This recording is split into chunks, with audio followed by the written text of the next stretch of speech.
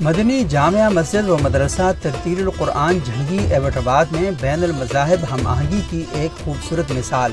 مسیحی برادری نے مسلمان بچوں میں عید کے تحائف تقسیم کیے۔ مسیحی بچوں نے اپنے جیب خرچ سے مدرسے کے مسلمان بچوں میں عید کے تحائف تقسیم کیے۔ اس موقع پر تقریب سے مسجد کے امام اور معروف عالم دین مولانا سید اکبر علی شاہ، معروف صحافی سبوق سید، مسیحی رہنما ذاکر پال ایڈوکیٹ، پیٹر نیروز، پاسٹر اسلم مسیح، رفیق مسیح ایڈوکیٹ اور سماجی رہنما عامر ہزاروی نے خطاب کیا اور بچوں کو عید کی مبارکباد دی۔ مسلمان بچوں نے مسیحی رہنماؤں کو ایسٹر کی مبارکباد دی۔ مقررین نے کہا کہ مدنی جامعہ مسجد و مدرسہ ترتیل القرآن جھنگی ایبٹ آباد پاکستان کا پہلا ادارہ ہے جہاں 3 برس پہلے مسیحی بچوں کے ساتھ کرسمس کی خوشیاں منانے کا آغاز ہوا تھا۔ مقررین نے کہا کہ مختلف عقائد ہونے کے باوجود سماجی سطح پر باہمی میل جول کا ہونا رواداری اور ہم آہنگی کی فضا کو بڑھانے میں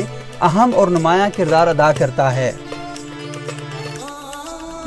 آج ہمارے لیے ایبٹ آباد کے مسیحیوں کے لیے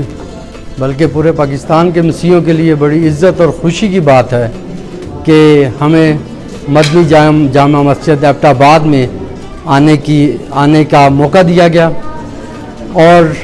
اللہ تعالیٰ نے بہت فضل کیا کہ ہمارے چھوٹے بچوں نے اپنی پاکٹ منی میں سے پیسے بچا کر گفٹ تیار کیے جو انہوں نے عید کے موقع پر اپنے مسلمان بہن بھائیوں کو دیے۔ یہ ہمارے لیے اس سے اور بھی بڑی خوشی کی بات تھی، اور میں یہ سمجھتا ہوں کہ آج ہم نے صحیح طور پر اپنی بھی عید منائی